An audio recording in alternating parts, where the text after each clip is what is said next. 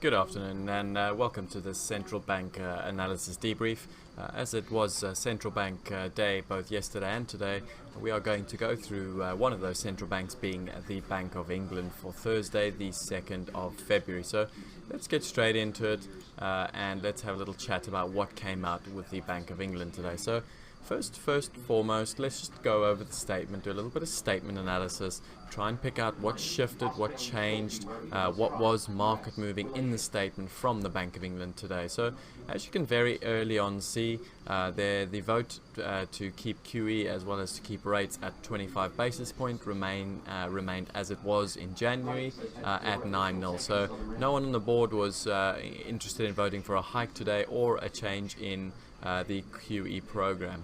However, there was a comment about some policy members are a little closer to their limits of tolerance of an inflation overshoot. So again, we've heard that the Bank of England is willing to accept an inflation overshoot, but they do have a tolerance level. And we actually heard now today that there were some members that were actually getting a lot closer to that level of tolerance. Now, it's no surprise there are two hawks on the board. They're wage growth hawks, so it's very likely this would have been Kristen Forbes as well as McCafferty. So that's pretty much the hawks sort of getting their sort of stance in the statement. In terms of obviously going forward, obviously the Bank of England said that monetary policy could still respond in either direction. So again, kept that guidance, that forward guidance in the market. They're reluctant to sort of lean the market towards hikes or cuts. So again, they kept that phrase there. And then the major changes in the statement actually came in the Bank of England's forecast of inflation on the 2-year horizon and the 3-year horizon. Now, if you cast your mind back into the November QR report, the Bank of England was talking about inflation being 2.7% 2 years from then, and today they came out and actually lowered that forecast to 2.56, as well as obviously their 3-year forecast for inflation came down to 2.36 from 2.5. Now, the reason this is key, or the reason the actual Carney sort of said the Bank of England made these forecasts, was because of the value of sterling, and he was explicitly stated that the stronger sterling since November had resulted in them revising down their inflation forecast. So again, he did make mention that they could adjust these forecasts just as easily if the sterling appreciates or depreciates. So it sounded like a very flexible Bank of England today. They can hike or cut rates at this current point, and a lot of it remains to be seen as to how things go forward with regard to Brexit and the negotiation. So just as a summary there, it's almost a case of if we start to see excessive appreciation in the sterling, that could cause lower inflation sort of numbers, and that would keep the Bank of England from doing anything hawkish. And conversely, if we saw much weaker sterling, that would affect inflation to the upside, and we could then likely see the Bank of England act in a more dovish manner. Okay, so that was pretty much the statement analysis from the Bank of England. Just let's look over at 2 or 3 charts. So as we can see on the daily sterling, the market took it as relatively dovish. Again, just to point out, there was quite a lot of short-term longs that were in the market that had played for that very important break this morning. So there were some very, very poorly positioned longs. So whilst the move looked excessive to the downside, a lot of it probably also had to do with some of the short-term positioning in the market. If we zoom in a little bit closer and look at a 5-minute chart of the sterling, we can see very quickly, once the market had digested it, within the first 5 minutes, we had dropped almost a good 100 pips, and more importantly, we then got some follow through over the rest of the session before the market started to settle into a tighter 30-40 pip range. So all in all, the market digested the Bank of England as somewhat more dovish, particularly on their inflation forecasts. Then if we go and let's go have a look at over some of the ladders, we'll notice that we'll be able to see some of the potential plays that we could have seen today. So what you're looking at in front of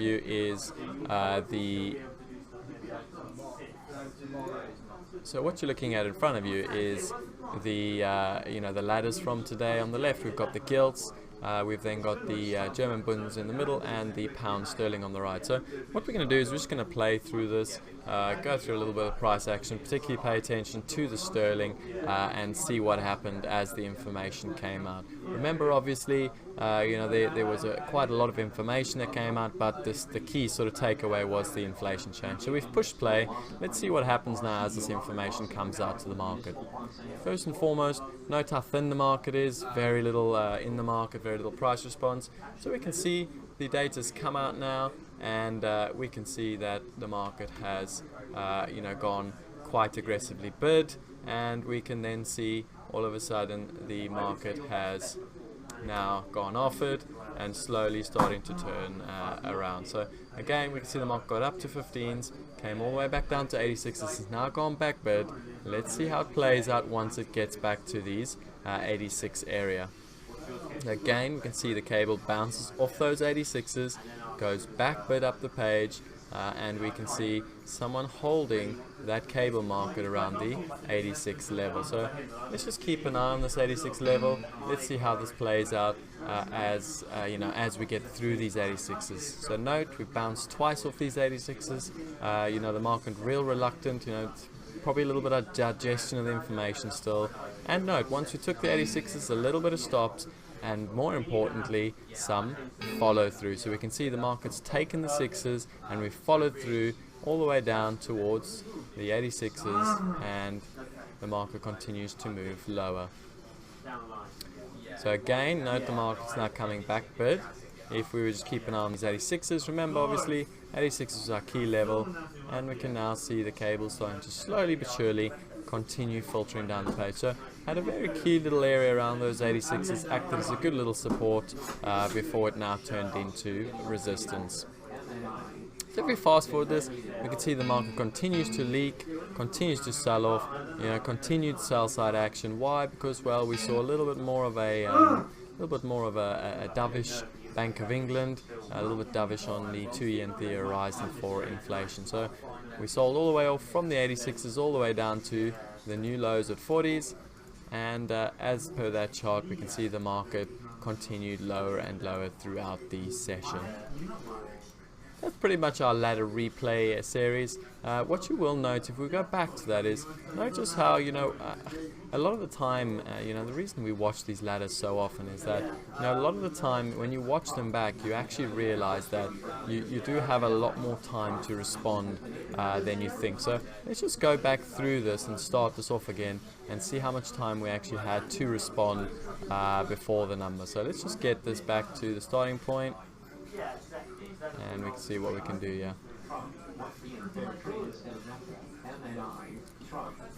Okay, sorry guys, just trying to find this point. Okay, yeah, we are ready to go again. Let's see how much time we have now. So the information's come out in the market, and we've gone at 10 seconds or 10 minutes 15 seconds. So note now, we're going to get a good 30-40 seconds to digest the information, read the information, and then more importantly, act on the information. So we can see the market's come down to those 86s first time. Now note, it's already been 20 seconds since the information's been released, and the market goes back bid, and again comes down to those 86s, and again this is now almost 30 seconds into the release. So we can see the market's gone bid off those 86s again for a third time. So if we see the time it takes the market to digest the information and ultimately break down below those 86s where the real opportunity exists. A lot of all this that you're seeing here is a lot of noise, alright? The real meat comes when someone with influence has had time to digest the information and act accordingly. So there it goes. As we can see, at 11 minutes and 10 seconds, almost a good minute later, we can see we break down below those 86s, and a good sort of 3-4 minutes later, the market is all the way at the low of the day.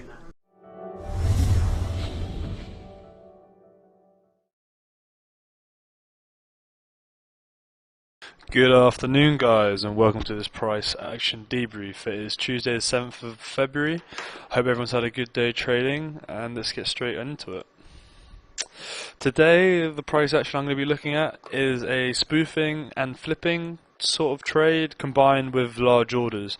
The actual trade is a sort of hit and run type of play, but like I said, I'll kind of, all these type of strategies and execution plays kind of combined can all, merge into one. So as we get into it, I'll sort of explain how I see it and how I kind of turned not so good trading into all right trading, and how you can sometimes make a bad trade sort of work out for you. But anyway, let's get into the sort of technical setup of how I approach this trade. First of all, you have a daily profile on the left, combined with a 60-minute bund on the right.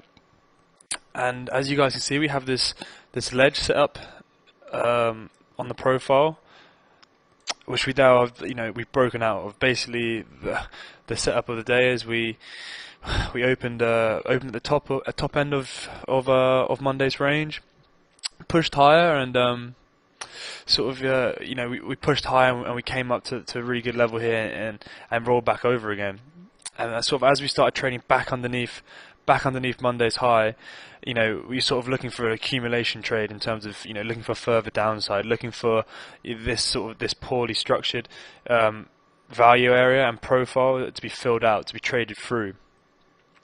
So that's the understanding of the first initial trade, in terms of you're looking for short side, you're looking for initiative shorts in that sense. But on the right hand side, as you can see here, we've got this really steep Bollinger Band, and just the way that I combine the two things together, guys, like I was saying, as much as this initial trade is a really good one, the short, that is the technically right trade. That is the right trade to be taking in this time.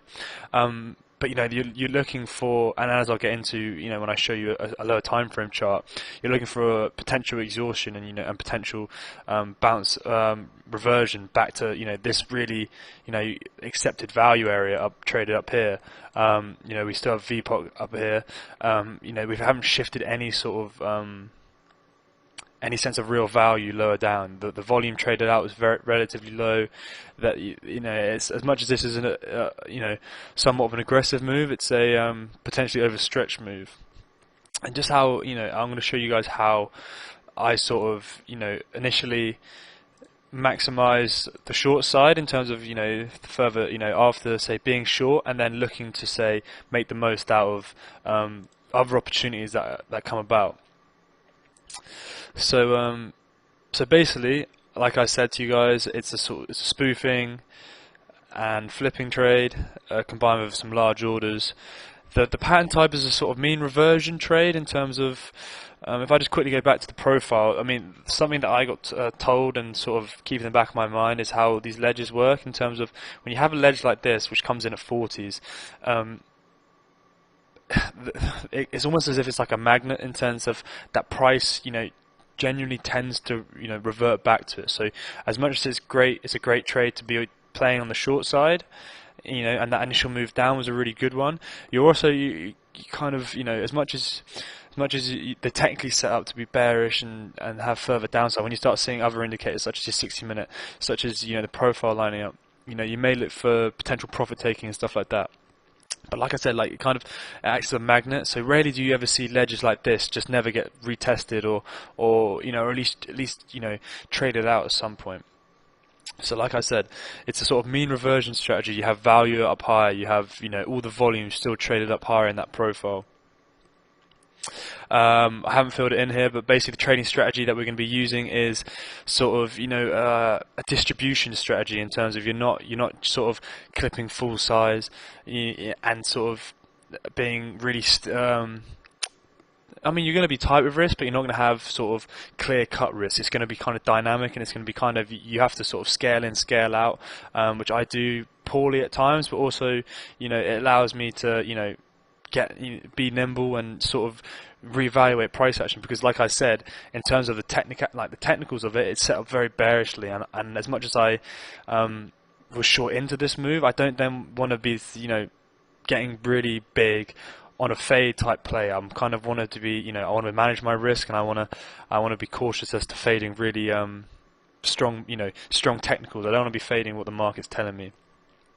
The ladder market environment is somewhat, I mean, it can be traded out in this low velocity low auctioning speed market, but it can also be sort of high velocity, high volume.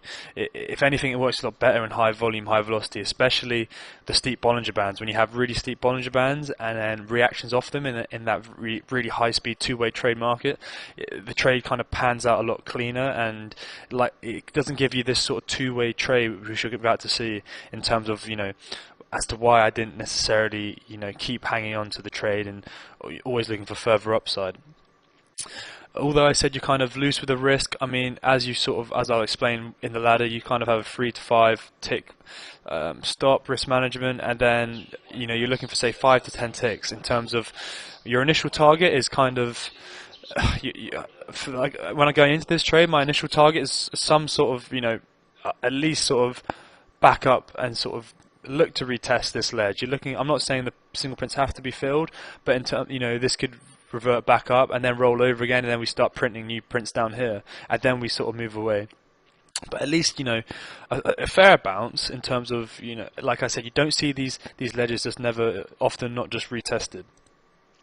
So I mean, yeah, anything between 5 to 10 ticks, depending on price action, and depending on the levels that are sort of on the levels that are nearby, surrounding the market. So basically, here we have a 1 minute. This is a 1 minute chart of the Bund,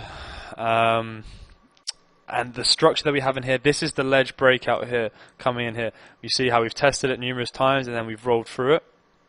These are the 40s levels in here, and as you see, as we roll through this move here is all stops being just blown out. We just traded straight through it.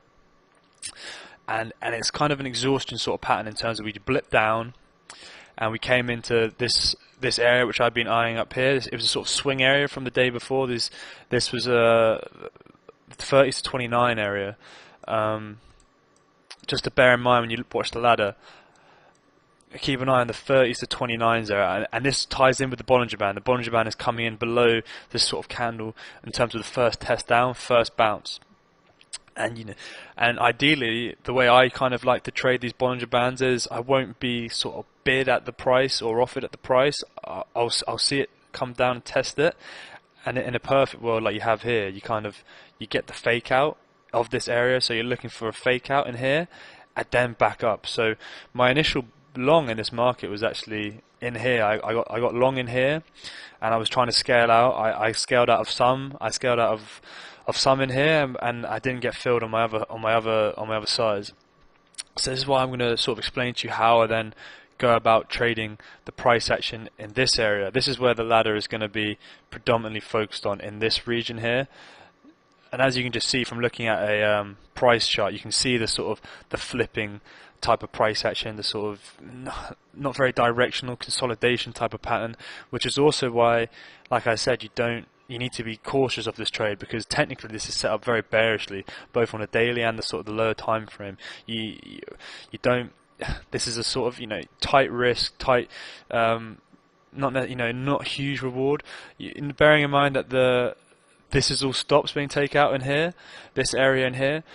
You sort of when you don't. There's got, you know, sort of warning signs in terms of how this trade might not pan out.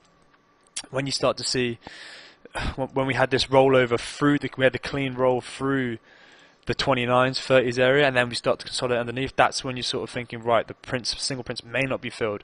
We couldn't really test any higher than, these were 34s in here. We couldn't test any higher than 34s, and then we came straight back down. But like I say, guys, let me explain it to you how I traded on the price ladder, and how I could have executed better, as well as some of the things I did all right. So basically, as you can see here, we've taken out the 30s to 29s area. We're now trading below it. Bear in mind, we're sort of trading into the Bollinger Band now. So the Bollinger Band came in around about. Oh, excuse me. The Bollinger Band came in at around about 30s area, 30s, 29s. And now we're trading well into it. Okay, so bear in mind, this is still sort of, you know, you have a number of factors lining up to you in terms of this trade, and how it should pan out, and how you should sort of manage risk. As much as it's technically bearish still, you can still position yourself accordingly. If the video is actually playing. So yeah, okay. Excuse me guys, sorry about that. Right. So as you see, you're going to start to see sort of, as we trade down at these lower prices, how we start to auction and how we start to flip in this area. But it's not necessary, there's no real initiative and there's no real decisiveness from either side. It's kind of, this low volume trade, back and forth, the clips are we're just rotating in this area, we're just kind of accumulating volume in here and just distributing. Bearing in mind, if this was to have no Bollinger Band and not the type of levels to lean on, I mean, I would totally be trading this in a different sense. I would not be looking for the sort of bounce or any sort of mean reversion. I'd be, trying to position myself for continuation trade. But as it stands, I'm still trying to play the long side. I'm still, my stop at the moment is kind of price action dependent. So I'm constantly, I'm looking how we trade it and to see when the price action picks up and when it starts to change. It's still low volume coming through the market. There's nothing really trading. There's no real decisiveness. We're still just flipping in this area here, and it's on this spike here, this red candle here, where the price action starts to step in. Where I'll give you a clean sort of entry as to how, if you were still long up in here and you're trying to work positions and you're trying to get, a decent average price, how you can sort of, be decisive and then have real firm risk. So like I said, we've kind of had this price flip back up to the 27s, and again, nothing's really clipping, nothing's really lifting. There's no one, there's no intent to buy at the market right now. There's no one sort of, just as much as there's no real intent to sell at market. Small, slightly bigger clips coming through now. 143 lots trading that market. And just watch how it now gets flipped back down. There's a genuine size being clipped through here, in terms of, being clipped through at market. And it's just still rotating. There's no, as much, you're seeing this on and off size and clip. So after he's just flipped it down from 22s back up to 27s, he's still in this area, just distributing in this region.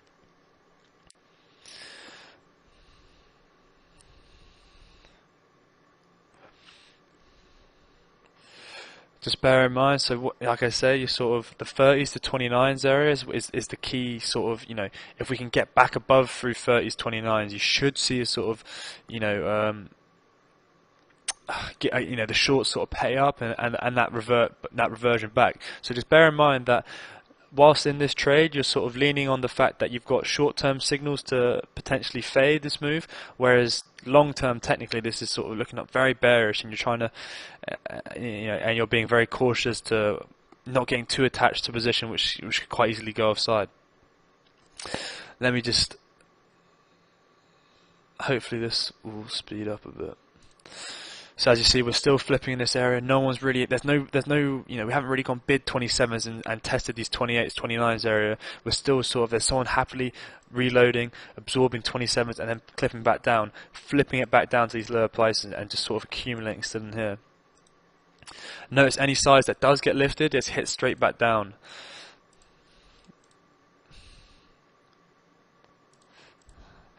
Like again, there's no real initiative up here. You see, I'm trying to look into as to where I'm going to scale out. I'm expecting that move up higher. I'm not, how I'm still playing it. I'm expecting some sort of shorts paying up. That there should be, if this move is to happen, it's quite a flush move. This is the type of price action that I didn't like to see, guys.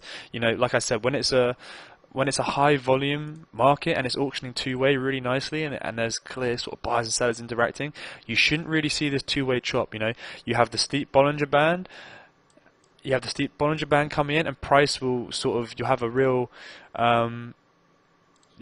clean sort of reaction from price, and it will just kind of bounce, like, obviously as much as it's longs sort of, taking initiative, it's shorts paying up. It's the algorithms, when algos look at taking profit, they're looking at these Bollinger Bands, they're looking at these areas, whereas at the moment the type of price action we're seeing is kind of, we're having this test of a Bollinger Band, and then we're having the sideways chop. We're having this sort of price action, which it's just not what you want to see.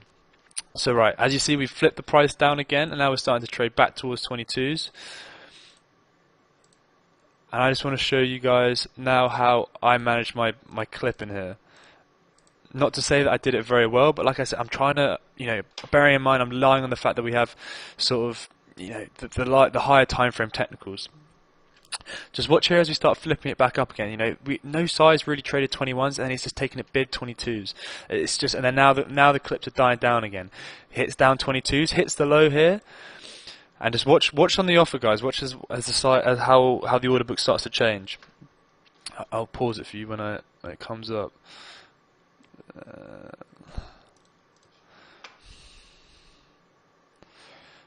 Just watch. Notice the size. And notice the clip back up. Look how many lots traded here at the low. 1,000 lots traded at the low. Notice the size still coming in at lower prices, and see here. See on the book how we've just picked up how this 1,300 lots now just come into market in here at 23s. So when this guy comes in now, I've seen size clip the low. I've seen, someone's looking for liquidity. Someone's trying to get filled. Someone's trying to get a position away. So when you see something like that, it gives you, especially when you've worked a position like you have now, you're offside, and this isn't an easy trade to hold on to. It's a really painful trade when it starts trading like this. Not to say you can't work out of it, but you need to have some sort of clear defined risk when you start to see this. And now you have some sort of clear defined risk. When you see size like this on the book come down after seeing how aggressively it's been flipped down and back up, when the size clipping the low, especially when you have the Bollinger Band to lean on, you have the levels to lean on. Watch how it trades back up through here and how I sort of react to it accordingly. So let's just restart playing again. Notice how the clip now starts to die. You had that big size and 143 lots take 22 bid. Notice that it's 1,000 lots still sitting here. Notice how the size is trading through now. You have 300 lots trading through at 22s, and then the reload. Notice the reload, guys. And then the size here, 127 lots just took 23 bid. He's flipped it back up, and now I'm sitting in front of this guy. I'm saying I want to get in front of this guy. I want to, whoever's sort of spoofed this market down, and now he's got his fill, he's going to sort of flip it back up again. And your stop can be tight, guys. Really, really tight. I mean, you can have 21s, 20s. You don't really, if this flip is going to pan out as it should, you should see it sort of go bid up 22s, 24s, 25s quite quickly, and then you sort of target again back up to 29s, 28s. So let's just see how it pans out now. So as you see, the guy at 23s that I was offered there and got lifted, he was spoofing the market lower down, and you'll stop. You're paying attention to 23s. The size. Look at the clips now on the sell side. They're sort of they're decreasing. The buy clips, bigger and bigger now. There's less intent to sort of clip at lower prices. The 23s are sort of, you have this firm bid and constant lifting. 100 lots taking the market bid now, 200 lots taking the market bid. And now we have more size turn up on the offer here. 894 lots turn up on the offer. 188 lots clip him, and he goes bidding on it. It's someone, he's flipped it down and he's flipped it back and forth, and now he's got his fill and he's moved it back up. You can see him working the other side of the book here at 20s. He's, he's distributing in this area, and now that he's got his fill, he can flip back up again. See, 327 lots. The whole book here is kind of it's not real in that sense. You're seeing genuine offers getting pulled. You're seeing this guy keep flipping, and just sort of like you can use these guys as sort of targets. You see what I mean? So you should see again 200 lots trade through. The offer gets pulled. Once you start to see it rotate back up, anyone who's front running down here is really panicking. 23s, 22s. Anyone front running down here, seeing all this size being clipped into the lows, where are they going to start paying up? They're going to start paying up through the size in the book. They're not going to hang on to it any lower than this. As that happens, the upside squeeze is sort of emphasized. You get a really clean move up, and this sort of, as you see, this was, as you guys can see now on the price section on the 1 minute, this is, in here, that was all what sort of took place in here. And as you just notice how we trade up, sort of again, like my target still on this trade is I mean, at least a retest of this area, I suppose. I mean, look to take at these highs, or, once this is the sort of telltale sign as to when we roll over again, as to, I'll explain as you see, but let's notice the bid now, it's just lifting on nothing really, and the offer's is thin. There's nothing really trading either side. 200 lots trading into 28s, 300, and notice the reload. Notice the reload and clip into 29s. See, then I get my first fill, and now sort of like I say, I'm looking for targets back up to 34s, maybe sort of, you know, at least sort of retest this LVN area, try and get back to some sort of value, some sort of balance. You know, but then, like I say, once you start to see it tire out, you see this is sort of similar now to the exhaustion pattern that I explained yesterday. Notice how it starts to tire out here. Notice the clips coming back down though. You see, there's size coming in at 29s. There's intent to sell back at these areas again. The 30s to 29 area, guys. This is sort of, you know, that block you need to be wary of. And it's like I say, when your technicals line up like they do, the fade trade can only be, you know, a fade trade in terms that it's a short-term trade. You're not trying to, you know, the technicals are going to sort of pan out as they are, as long as the price action allows it. You know what I mean? The price action here, and notice how it's gone so heavy on the offer. You know, 260 lots, clip back down. You know, size being clipped back down to 27s. Notice the reload. You know what I mean? This is not the sort of price action you want to see. And notice the bid now getting pulled. The guy who's just flipped it back down from 21s up to 30s. He's just doing the same thing. He's accumulating and he's sort of, you know, just distributing this whole area. I mean, don't get me wrong. You can sort of, you can trade it and it's quite a clean, and there can be clean setups in it, but like, you know, your original stop was here at 23s. You know, the guy that flipped it up and you hit through, you lifted through, sorry, you don't want to see price back below there, you know what I mean, guys? So like I said, I go on to scratch this remaining one lot here, and yeah, just this price action again, it goes back to sort of distributing type play, and yeah, it's just not, it's not very clean. It's not what you want to see in this type of trade, guys. But other than that, that is all I really have for you guys today. Just a short little setup. I mean, it's like I say, this can be applied in all sorts of markets. That type of, you know, hitting through spoofs, hitting through large orders. But you know, it can be applied in all markets. But this isn't as much a prime setup in terms of what not to see in this setup. It's almost, you know, good to know. You need to know when to, you know, when there's red flags being shown up, when there's not, when things, you know, as much as you're trying to work a bad position and you're trying to stick to the game plan of your initial idea, you need to know when, right, this isn't gonna work in here, sort of thing. So I mean, like I said, we go on to scratch the trade, and this is just, yeah, further on.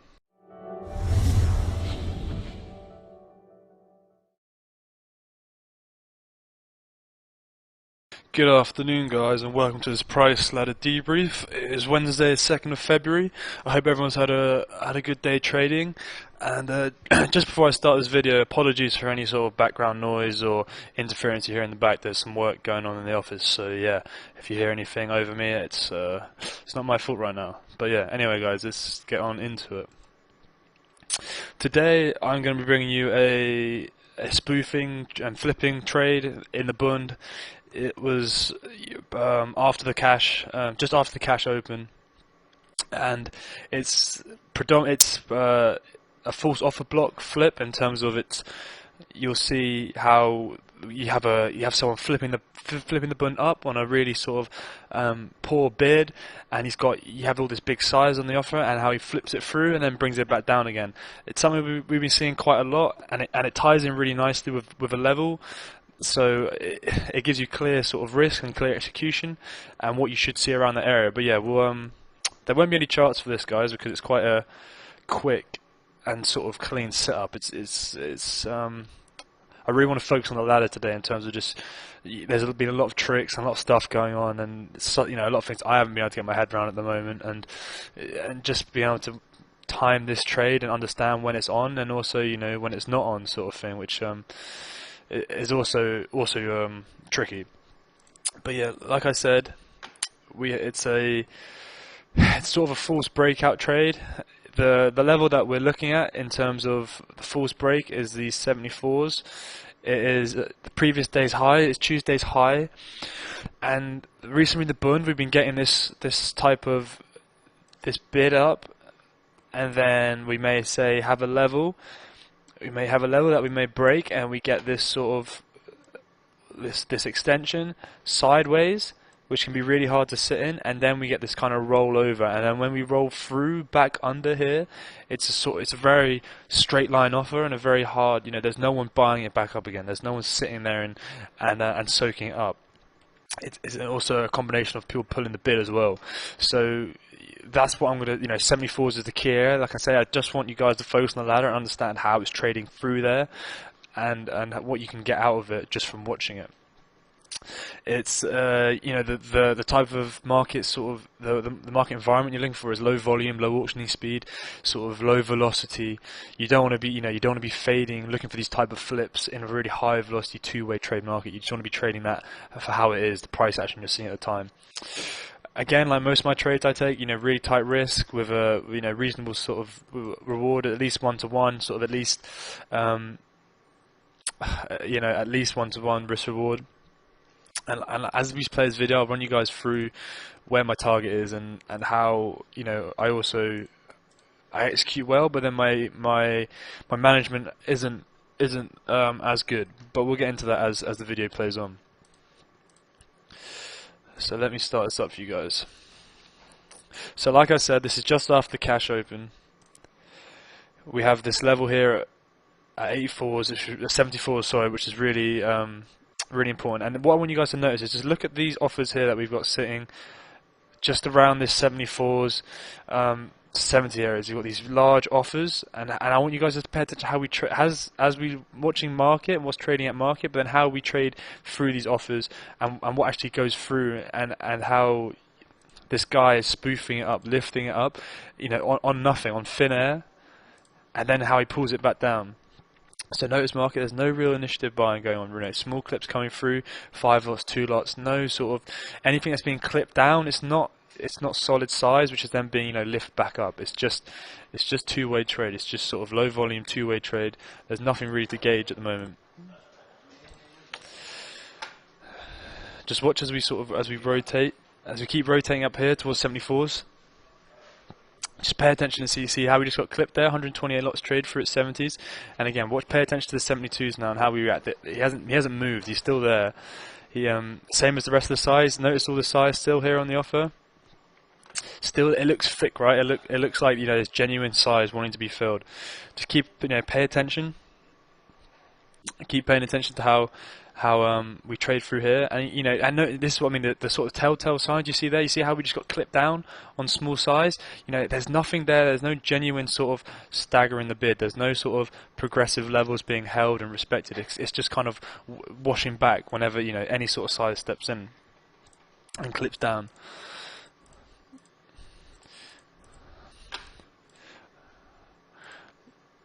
Like I said, guys, just pay attention to when we start trading up through here. Notice that I'm only looking at what's trading through at market right now. I'm paying attention to so when the clip size is changed, and to when when the bid starts to firm up again. You see, we just traded 70s out without even seeing what went through at market. Clipped, the size is going through here at 71s, but it's still it's sticking. We're still just accumulating size in this area. No real intent to lift prices. Now we're seeing 72s trade out. You see, only 100 odd lots traded through there, and the guy's pulled his offer. He's not there anymore. 400 lots are traded at the high here, and there was 800 lots sitting there a minute ago. He's now taking it bid, and it's back. Clip back down again straight away. Just keep an eye on how this continues to trade here and flip through. Remember, the 74s is where you want to look through, is where you're really paying attention to, and how we start trading through here. So this is the offer, the offer block we're looking at, and notice now some size going through on the bid, clipping down. 420 lots trading through here. Notice the reload, and then we've clipped through, right? So now you've seen the 74s trade out. We didn't really see what traded through. I have 173 lots trading here at 76, and now you can just see how we start to rotate, right? Notice how the offer gets a bit heavy. 74s just absorbed 400 lots and clip back down. The size that's traded in here and smack back down. Notice the clips coming through now, guys, and then the bid sort of washes back. There's no real, like I said, the staggering isn't there. The guy at 72s was your first kind of key area as to where you saw a little bit of absorption, and sort of, although you didn't see how aggressively clipped up into the offer, you're now seeing sort of reloading 73s, 72s, this sort of area here. In terms of how are we going to rotate between this area, is there going to be two-way trade between here, or are we going to sort of roll back down and sort of and come back more down to accepted value? But like I said, guys, I'm just going to fast forward this slightly. So now that you've seen how we've traded through the offer block, I'm going to just fast forward slightly. If I can get the right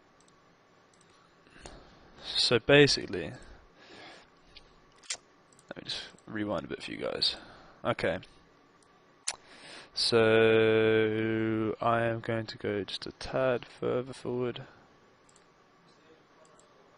Right, okay. So we've been flipping in this area for the last couple minutes. Same sort of price action, same sort of washing back and forth, washing, just rotating in this area. Notice the clip up and the sort of exhaustion playing that we just flick down. So I'm sort of in bearing in mind that I'm looking for failures above this area and clips back down into it.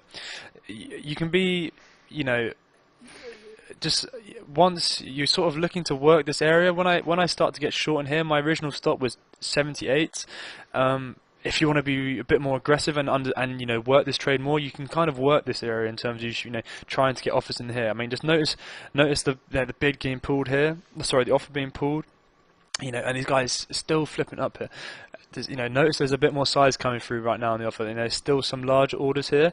78s up to 80s. There's some bigger offers sitting here, but notice once we sort of. You're looking for exhaustion, right? So you've just seen 14 lots trade at 18s and smacked straight back down, right? Notice the size going through. 24 lots just sold at market. Notice what's happened to the bid here. Just pay attention to how quickly the bid gets pulled. 25 lots are now only trading at 77s. Where that buyer, that guy who was stepping up and buying higher prices, he's not there at the moment.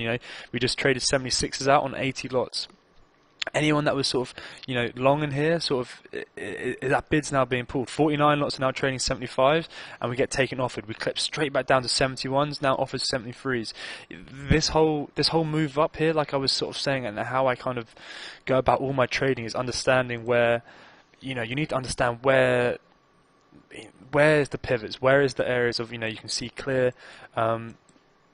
people, going from passive to initiative buying in terms of you understanding where people are absorbing and then stepping up. Because people, where is there accepted, someone's trying to get filled and then he's going to, make it more aggressive, or where is he no longer being aggressive? So, bear in mind my target here.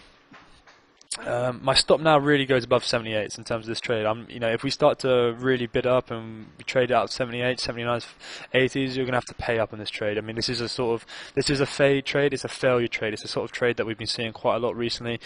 I'm not saying just to fade every single level you see. I'm not saying to fade every single high you see, because as I know today, and I'm sure you guys seen today, that fading buns today was a hard trade. But in terms of when it's really low volume, guys, I mean, like, it's still really low volume. It's when there's no initiative trading, when there's no, you see it exhaust out here, and when you see it clip back down on such little size, it just gives you that sort of, something to rest on.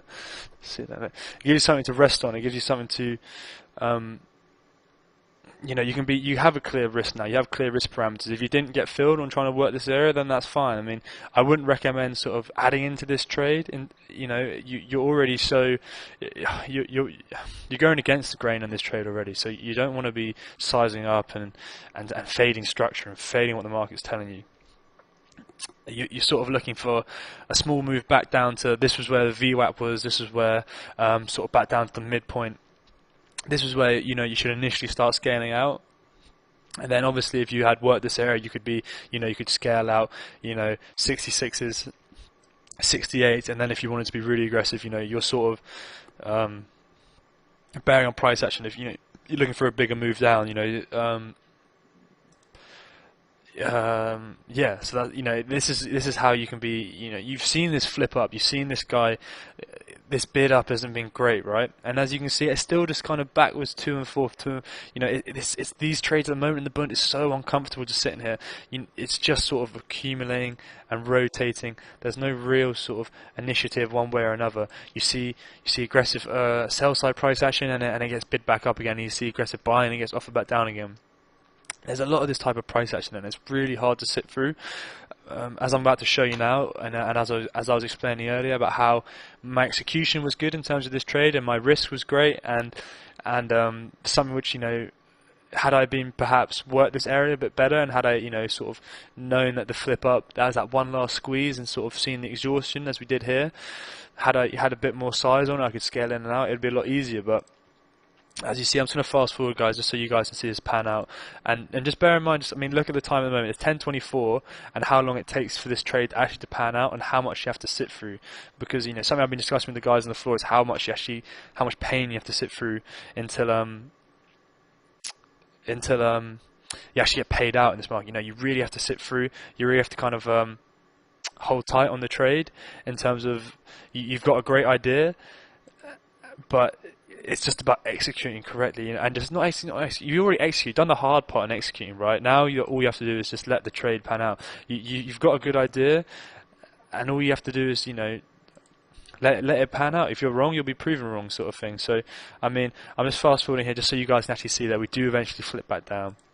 That bid that you saw up earlier through the sort of, as we started bidding up through 68s, 69s, this area, this was just all sort of up on nothing, on thin air. And as you just see now, this is where you see the pulling now in the bids. You just see that this is that straight line offer I'm talking about in terms of when it goes, it just, there's no sort of, anyone who's buying this move down is just paying up low ticks. And if you do start, you know, you need to kind of, this is with the Bund in general I've been finding, you need to sort of just, you need to see it for what it is in terms of structure, so i.e. your charts, your profile, all that sort of stuff, and then you just need to don't get necessarily so caught up in this. Whereas, you know, for like myself, I identified a great level in terms of, you know, 74s. You know, I seen that there's a level here at 74s. I identified that this kind of price action, although it looks, you know, semi-bullish or whatever like that, as it's grinding here, the actual price action in here, in the actual ladder, it's moving on nothing, right? And I had the perfect idea, and in terms of trade execution, and when we had the flip through all the large size, and the guy had found his liquidity, got his fill, sort of thing, and then we had the two-way trade, like I was saying in here. This is what we're getting a lot, guys. Is this really hard sort of flip price action? You need to sort of, you know, you've got your risk. You know where your risk. Your stops above this high. You know your stops above the area you've worked, the area of exhaustion you've seen. And it's all just about, you know, let the Bund do its thing.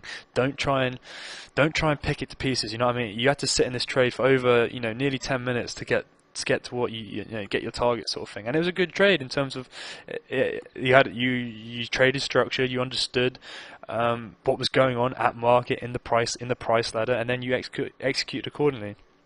And it offers you good risk reward. You know what I mean?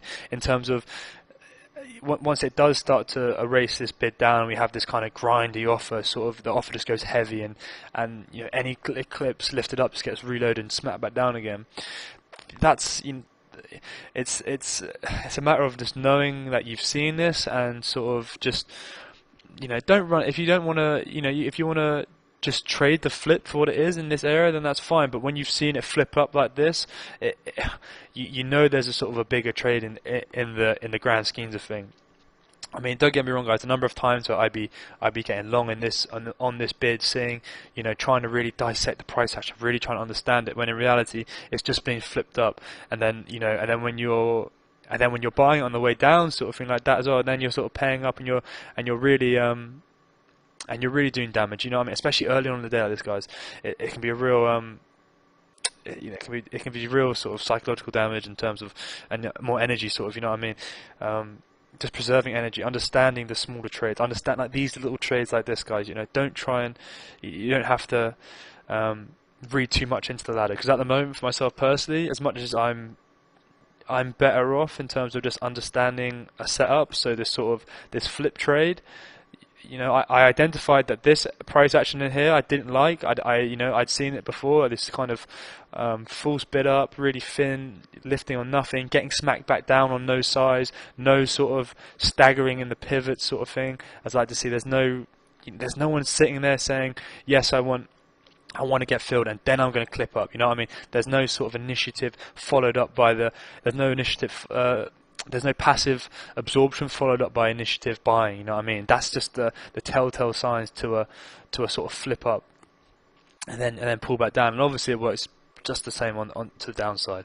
Just to sort of, you're seeing, you know, poor volume structure, and just, yeah, that, you know, pay attention to your delta. If the delta's not really shifted, it gives you a sort of insight as to what's actually going on. And yeah, guys, I mean, that was one trade that I saw today that I really liked, and it's just one that's recurring quite a lot. but like I said, my execution was good, and just hanging on, guys. It's just it's kind of the theme at the moment, just having to sit through a lot of pain, and not expecting to get paid out straight away, guys. It's like I say, it's a big theme at the moment, and this is something that I've seen a lot. So I really hope you guys got something out of that, and it was enjoyable.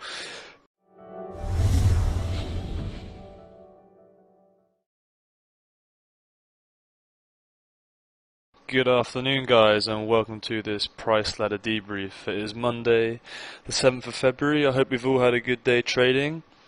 Let's just get straight into it. Today is going to be a bit different in terms of the setup I bring you. It's not really a setup. In fact, it's kind of the opposite. What I'm going to be looking at today is kind of what we've been seeing recently is this sort of momentum failure pattern, and both highs and lows in the Bund sort of thing. We've been kind of, it's not really a range extension market, sort of.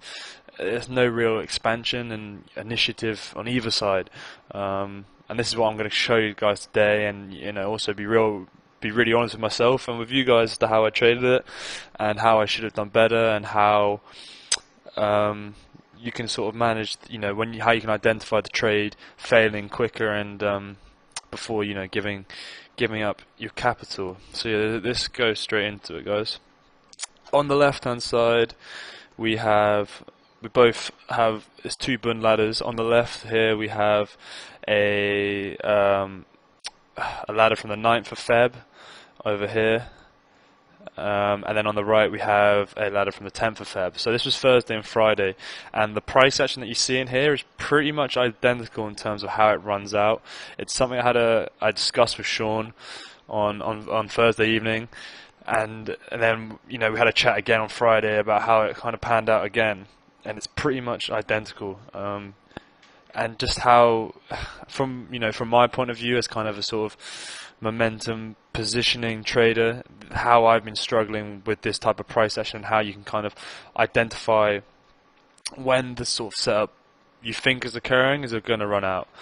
So let's just get straight into it.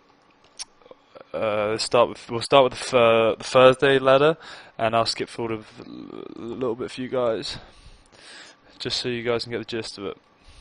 Okay, so as usual, I haven't got any charts or technicals for you guys. I just really want to focus on what's going on in the ladder and how we're trading in the ladder. Just really, if you have nothing else, to understand how we're auctioning and the sort of trade we're seeing.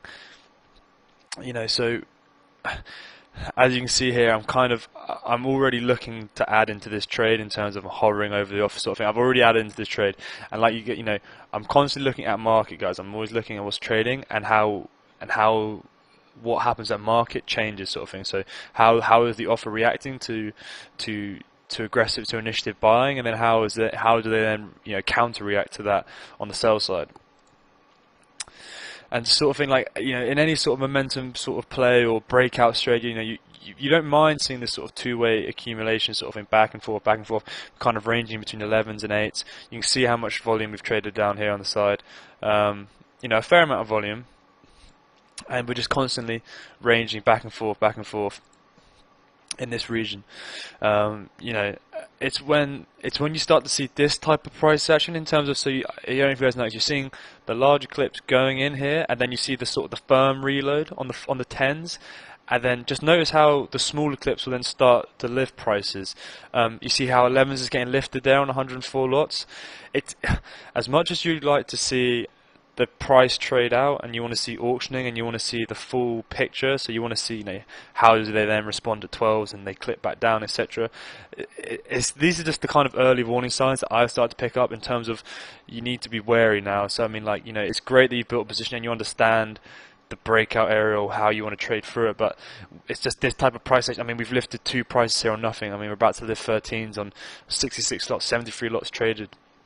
It's been moving on nothing. So any sort of a initiative offer you've seen sort of step down, in terms of how guys like to talk about pivots and sort of thing, and you want to see structure to the downside or the upside, and however it trades. This is kind of it's being nullified now. Anything you feel you're seeing you're seeing it, whether it's a flip, I'm not too sure. I mean, you're seeing it there between the 13s and 12s, just how we've had, small clips going back and forth, and then you've had pulling on the offer and the bid. It's just this type of environment, and you're seeing, this 100 or lots, 120 lots trade into 12s, and the reload again. Like, it's this kind of sticky reload sort of thing. It doesn't really want to budge. It's hard to explain in terms of, because as I say, guys, you want to see the two-way trade. You're seeing these big clips come in. You're seeing the initiative. There is initiative selling here. There is genuinely someone selling at market here. But like I say, it's just it's I don't know how, if it's a time thing in terms of do you give it a time stop, or do you give it, it's a tricky one. But I'm going to skip forward a little bit just so you understand. I mean, we go through this kind of period of auctioning sideways for about 5 or so minutes. Let me just skip forward to that bit for you guys. So we move forward a bit to 10:23. So as you can see here, we're kind of ranging sideways. I've sort of scaled out already, and this is where I want to be. I'm going to be sort of brutally honest with myself and how I trade this as a setup, and how you need to trade this as a setup if you're going to take it. You know what I mean? Don't get me wrong. There is nothing, you're taking reasonable trades with a clear stop and understanding how it should trade out. So you're sitting through all this chop of sideways and accumulation and rolling back over, right? The one thing you shouldn't be doing is scaling out at your scratch. You know what I mean? Because if you see here how I now trade, I mean, just look how quiet it is, that market. I mean, we're literally trading no side, and we've just been rotating in here for 5 minutes, just accumulating back and forth, no real initiative either way. Again, you're seeing, you see this reload, right? So you've seen the reload at 11s, okay? So in my mind now, you've sat through all of this, and the fact that I've also, and what I do here is quite, it's I don't know, it's being overeager, and it's being perhaps too aggressive in a market which has no momentum. So again, you're seeing someone that just as much as someone's reloading and accumulating at 11s, there's someone buying 400 lots here. And that's how you need to see it in terms of a two-way market. In terms of I don't want to say this is a fading market the whole time, because you need to identify when it changes. You need to understand when that market changes, and when you can execute your sort of momentum strategy, and then when you kind of can revert back to a fading strategy. But as you see here, I mean, I've added in now at 10s. You're seeing clips down into 10s, but then again straight back on the bid. You've had someone, just as much as you've seen someone step down and clip 10s, you've had someone take the 10s and then clip back up into 11s, and the offer just goes. It's not a, and you notice how small the clips into 16s are now, and just that when you want to see, just as much as this looks like it's accumulating energy sort of thing, and there's someone, there's energy building up, it doesn't. There's no follow through at lower prices. I mean, you shouldn't. The offer should be heavy. You know what I mean? There should be no real, like just there. I mean, this is the type of stuff I'm now starting to pick up on, in terms of you're seeing these small clips hit a market, and then you get this slow reload, and you're just getting prices like, again, you see the 9s. It doesn't trade out. I mean, when you're seeing this whole area just not trade and go offered on nothing, really, that's the thing. Like, so as a if you were to take this as a fading strategy, I mean, just to try and watch this from a neutral point of view, ignoring the fact that I'm short here, just you're seeing just from an accumulation point of view, you're seeing just notice the size now, because it's the thing, like I was saying to you guys, there is someone genuinely stepping down at market, selling size, but just notice that there, in terms of, so you've just seen, I'll pause that for a second. You saw someone step. Oh, I won't pause it, but basically we saw someone step down at 8s, clip 300 odd lots, and then you noticed instantly 60 odd lots trailed into 9s, and it went bid. And you see this reload here, 170 lots go bid, and now you're seeing clips back into 10s. Just as much as you saw the guy step in at 11s and 10s, clip down, you need to kind of, for this, I'm saying you, but I really need to understand as to, when this is kind of, it's dying out here in terms of this two-way trade, this two-way auctioning. There's no real sort of, like you're seeing here, you're seeing prices getting traded out and then just getting instantly reloaded. Clips going in, instantly reloaded. These are the telltale signs as to when you need to start getting out. You know what I mean? Like, had I kept my average price here at 14s and not skewed my risk down here, selling 12s, it makes life so much difficult for yourself, and there's just no, like I say, there's no sort of staggering offer towards the low. I mean, as much as you've seen, price kind of form, a nice downward structure and stuff, and then you start to get the two-way trade at the lows sort of thing, and you're seeing, and then you see like potential fake outs and then roll back into that accumulation zone. It doesn't always, it's not, it's that's the thing. It's really, it's a tricky one in terms of following through and where your stop is now. Like, if you want to, it's a matter of, well, now you've seen the guys step in at eights. So perhaps if you don't start to auction through eights, if you don't start to, this is what I mean with the time stop. I mean, do you have a time stop on a trade like this in terms of understanding that this offer is kind of slowing down, and how you can, know when to scale out and how to scale out in terms of, right, so, it's reasonable to start scaling out at 10s, 11s, and then, leave my size on at 12s, and then you have your original stop back up here, 14s, 16s. But, it's just, you see, it's just not really, you see how slow it is in terms of the size going through a market. It's just, there's no initiative either way in the sense. So like, just as much as you're looking to say potentially a fade trade in this market, this is what I'm finding. I'm finding it quite misleading in terms of, so you're seeing, and then again, the guy at 08 stepped in again. You didn't see it trade, but he clipped up 200 lots, and after taking 100 odd lots at 08.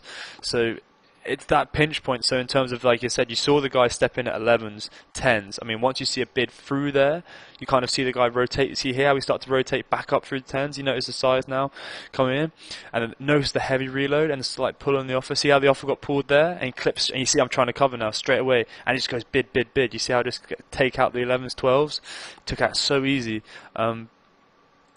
Just from that kind of, just the 08 in terms of, if you were to be aware as to see, there was, if you don't start offering through here, you need to kind of be semi-passive, and you need to be, and some, semi-cautious as to how it trades out. Let me just quickly jump over to the other video now, guys, just so you get understanding as to the similarities I've seen in this. So like I say, I pre-positioned myself short from the futures open. Let me just get forward to you guys. Okay, so I pre-positioned myself from the futures open. 81s is a key area that and as I'm sure a lot of you guys remember from Friday, this was an area that I liked in terms of somewhere we should trade through the 81s here, and then with a kind of idea that we should come down to test sort of 77s to 74 area. This is where I like to, from just the nature of how I trade, I'm looking for sort of,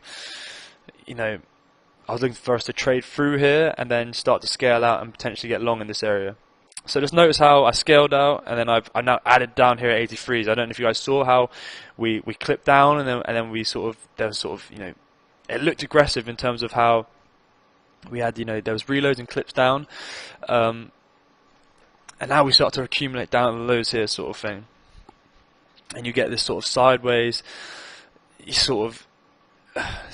accumulation in this area now. And you just notice again, like, so for me, I'm again, like I say, I'm noticing, that's aggressive for me in terms of how we've taken, we've absorbed at 84 and clipped down 300 lots just as much.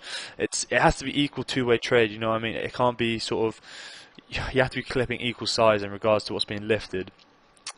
And this, I get caught out on this later, as you'll see. But just notice, like you're seeing size trading at the lows. You're seeing someone's sitting at 83 saying, yeah, I'll take them, and then clipping down, sort of thing.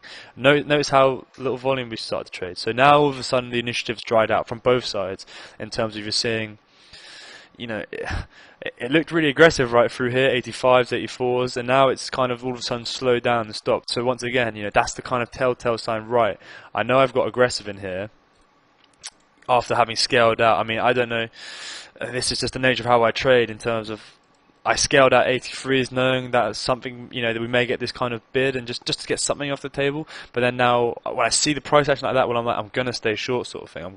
I want to add into this kind of trade in terms of, I know my areas I want to get out. 77s to 74s I like. Even if we, just the fact that we don't trade 81s and we stopped like we did is potentially a sort of telltale sign. And and look how we just, like, similar to over here, how we slow down. We make that initiative low, or we have that kind of, it's not fast money, but in terms of there is some, it looks like we're building energy, and then you're having the sideways accumulation, and then it's about understanding, right, so where are the kind of pinch points in here. You've seen someone's taking 300 lots here at the low, someone's taking 800 lots here at the low. And we're back bid again. So now notice how the offer thins out. You're seeing bigger size clipping into the offer. 300 lots clipping up. Just as much as you're kind of looking for this to know this offer to stay heavy and absorb, you now need to understand, well, right, at what point are we going to see these sell clips step down? I mean, it's great to see that, you're nicely on side or whatever. 28 lots just traded 84s. No real initiative selling. No, the sell side. You had 120 lots clip the 84s, right? Like I just said, guys, you need to have that buy size. Yeah, I always talk about saying two-way trade, right? You need two-way trade in any market to sort of gauge price action, gauge the order flow, and even in a trending market or a momentum play market, you need to have two-way trade to gauge where the pivots are, to understand where your risk can be, how it can trade out, and just understanding sort of the flow of the market. And like you're just seeing here, I mean, it's going offered on no size here, and then you're seeing clips back straight into 83s, far bigger than anything we've seen down. 123 lots, the same size as was the last big clip down into 84s. There's no dominant. Again, 35 lots clipping 83s. Notice the reload straight away. Sorry for poor drawing. Notice the reload straight away in 83s, and then the buy, and then the sell side just. There's the big clips have gone. I mean, I had that aggressive sell. We were offered 86 at the low, and then we went offered straight down to 83s, and then I started adding again back down here, and then just now notice how it dries up. I mean, like I say, like I've been telling you guys, you want to see it auction out. You want to see it trade two-way. You want to see it accumulate positions, and it's just like I said, if you don't. I mean, don't get me wrong, like I generally thought we were going to at least trade the 81s, and then if we were to trade 81s, and then to reverse, then obviously you have to start thinking about scaling out, because this is an area you were thinking of at least trading through.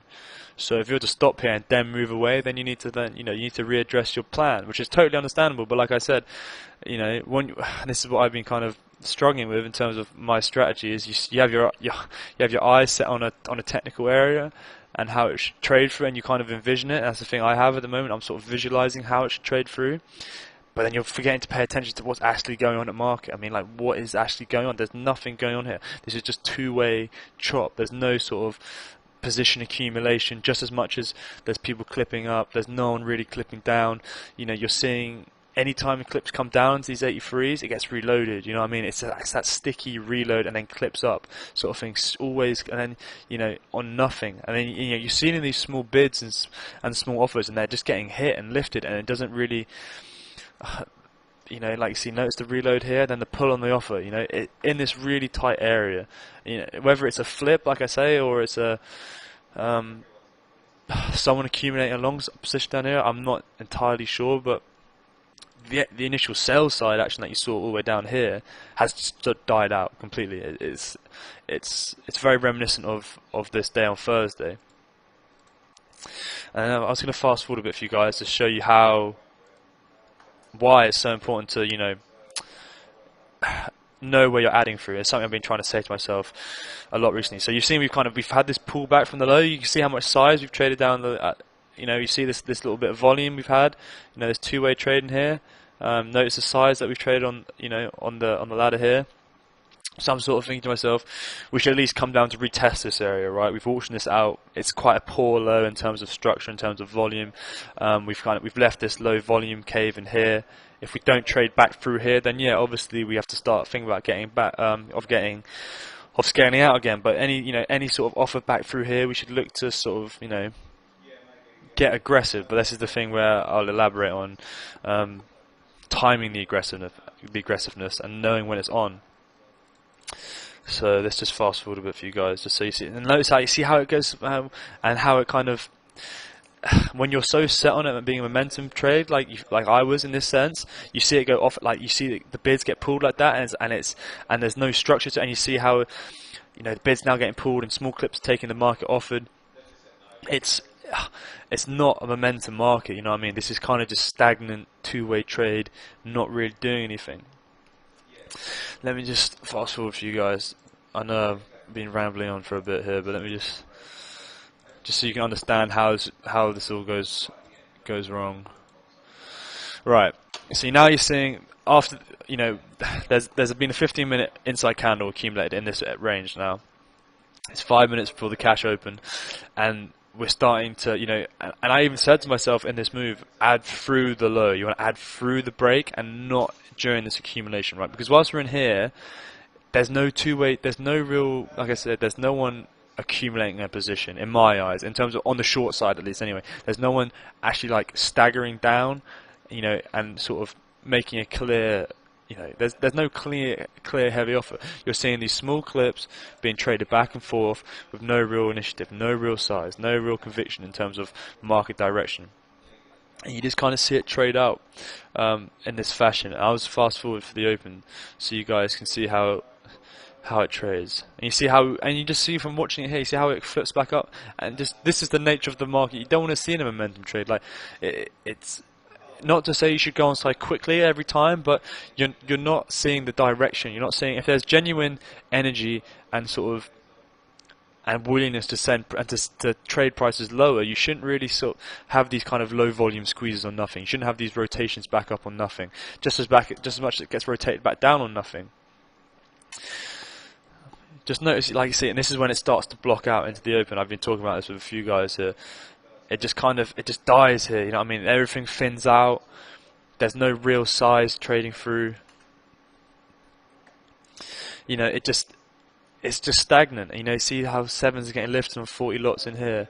And then he's pulling the bid. 33 lots trade, 100 lots trade into sixes now. Just watch how we trade now in the open. Just watch how quickly we go bid. And you see how it just all gets pulled and the offer gets pulled here again? Any clips into 88s just sit there. Notice the reload. Notice the reload. It's kind of sticky. It's not.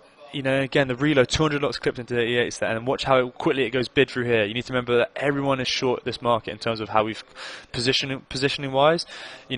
It's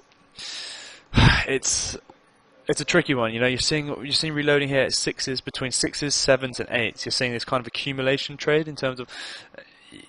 There's no real initiative to send prices low, to hold prices low, if you know what I mean. And as you quickly see, it just reverses, guys. And I think a lot of you guys know from Friday how, look, you've seen the absorption between these three prices, right?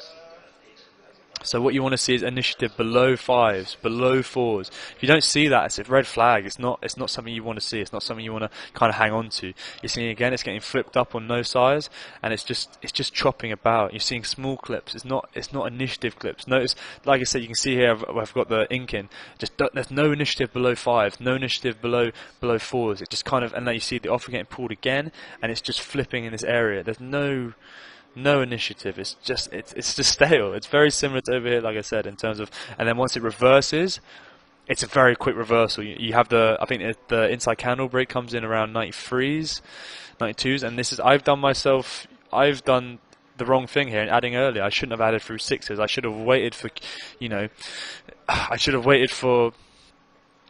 a clear break with flow. You know what I mean? Like you see now, you're seeing the reloading step higher up. Yeah. I mean, I think everyone knows how this trade pans out, but just notice the bid, guys. It tells everything. And then and just to show you how the offer goes so quickly, you don't need necessarily huge initiative buy in these areas. The offer down here was so stagnant in here that it doesn't take a lot for it to reverse. And once you see any sort of big clips come in, is when the market is taking bids, sort of thing, and then it reverses through these 90s and just goes straight line. I mean, notice here how any clips into here. Notice the clips into the 90s now after the reload. Clips down into 89s after seeing that big clip up. Notice the reload and clip. You see what I mean? And then the offer gets pulled. It's just about understanding how that area, in terms of this whole area between fives and sixes and sevens, it just wasn't really. There was an initiative to go lower in that area, and this is something that I've been really struggling with, and just from a trade strategy point of view, and just notice how the offer goes now, sort of thing. It's very quick to reverse once it does. That's never a sign of a solid momentum trade, if you know what I mean. The trade should be there and it should be solid. It shouldn't be kind of ifs and buts about it, doubts about it. I mean, now you're seeing the clips up into here, and then you'll see everyone paying up on the short side. But yeah, guys, that's just kind of something that I wanted to share with you. Not to say that you should be fading every move, because technically both these trades, in my opinion, made sense. they made logical sense. There's a clear idea, there's a clear purpose behind them, and I understood my risk in all these trades. But just to be more aware, you know what I mean? Like, I was very slow to start scaling out of this trade in here on the right. I was very slow to scale out between sort of 7s and 4s, 8s. Just this whole area, it just didn't. It just, you know, there was no initiative below these prices. It kind of was a telltale sign. And similar to here, over on this side, between these 8s and 7s and 9s sort of thing. That same kind of just that reload, and then once it moves away from there, and you saw it over here. Once it moves away and it goes big, you have to pay up, sort of thing. It's a very painful trade if you want to kind of like look to take a down tick, sort of thing. It doesn't work like that. It just, because of the nature of it, everyone who's accumulated positions down here, you may have not accumulated positions from up here, but everyone who's accumulated positions down here are paying up at these prices up here, 93s, 94s. Same in here, you know, paying up at 12s and 13s. And it's just understanding, you know, where is your out, where is your right. So if plan A doesn't work, how can plan B be, you know, salvaging plan A? You know what I mean, in terms of the risk of plan A, you know, you can't turn this trade into a good trade, sort of thing, in terms of this is a wrong trade to be positioned in. But yeah, guys, it's slightly different from what I normally do. I just thought that might be useful just at the moment for anyone who's kind of struggling or trying to execute similarly to me, and how we can be more aware of what's going on.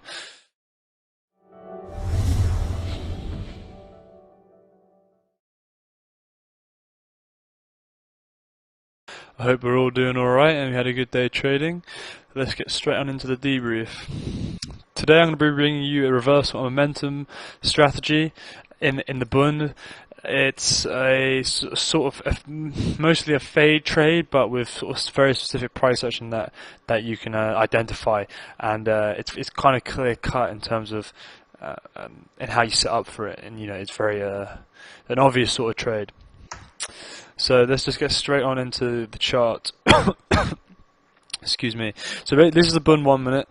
The price action that is sort of going to signal you the potential trade is this candle in here. So as you see here on the left hand side, I have the I've written stop/blowout candle in this big red candle here.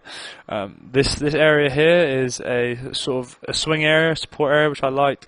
In terms of, not that I like, but it was just a key area in terms of how you want to see price action trade, guys. So, you know, you hear me talk about, you know, structure depicts price actions. You know, this is the structure in terms of, so this is where you then need to work out the price action in here. So what is it telling you? You know, the structure in here and how it trades.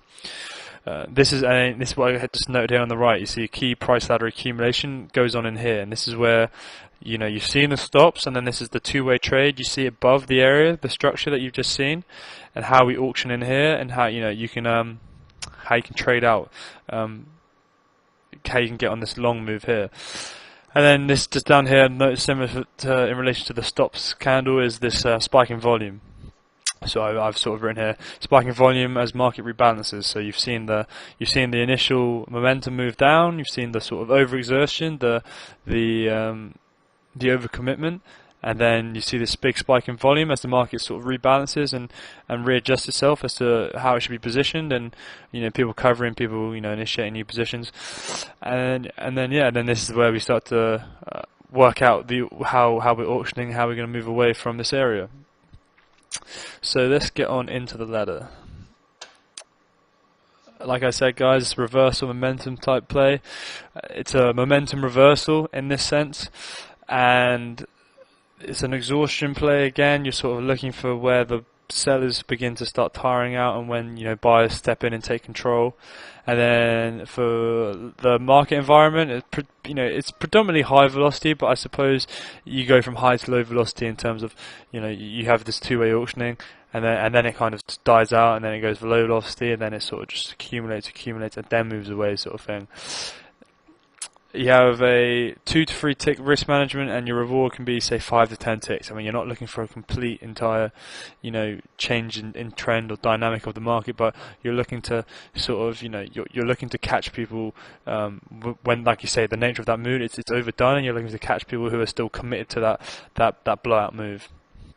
So anyway, guys, let's get straight into the ladder and get myself playing for you. Sorry. Why is it not? Okay. So like I said, guys, the prices that the support area on the 1 minute chart was this area here, 24s to 22s. And this is just, I'm going to show you guys, I mean, this is how not to trade it in terms of, so I've been short, I've overcommitted myself in here, and then I cut and reversed, and then I got all worked up, I got kind of panicked with myself. And then this is just, so I know the potential move that's coming, right, but I'm pre-positioned early, you know what I mean? I'm pre-positioned myself, I've tried to, not for wrong reasons, but just, you know, there's nothing wrong with, you know, identifying a good trade in the right area, but just, you can have the right trade and the right idea, but just not have the right timing. So let's just see, you know, notice how we start the trade in here, you know, slowly auctioning, slowly accumulating, and once we then take out the stops, how we auction through, and then how I should have reacted in regards to it. But, you know, as you see here, I'm only looking for a few ticks. I'm not looking for a huge move, just a sort of scalp sort of thing, work my way out. So as you see now, I'm trying to scale out this position as I've seen the market get off it. Yeah, I'm getting out of some, and then as you'll see here, so we blip down, and then I panic and I cover, right, knowing that the 26 to 24s was the area that I was interested in buying. So just notice now straight away how we're trading. So we're seeing 400 lots clipped into 24s and then lift 25 straight away. Notice how we then just the auctioning quiets down. The size going through has just died off now. The largest size you just seen trade was into 24s and then lift 25s. Literally clip back into the 25s, the same size that was clipped down. So just, you know, as a key reference point to bear in mind, you've seen that size into 24s, okay? You've seen someone sit there and happily take that amount of size in this area here. So like I said, you're looking in here, and then you're seeing this firm reload come back in, guys. So you're seeing the firm reload between 24s to 23s, and you're just sort of working and bearing in mind that the 26s was that sort of area that we liked. The 26s to 24s was that swing area. So just see how we start to now move away and trade from here. And this is something that I really wish I'd execute better in terms of on the long side. But just, you know, looking back at it, it was such a nice price action done here, guys, and and just the nature of how the market's trading at the moment. You're getting these. It's something that I've kind of. It's taken me a while to get used to, but it's the market as a whole, the Bund as a whole is very much it's in such a balancing and sort of two-way trade not two-way trade, sorry, that's the wrong word.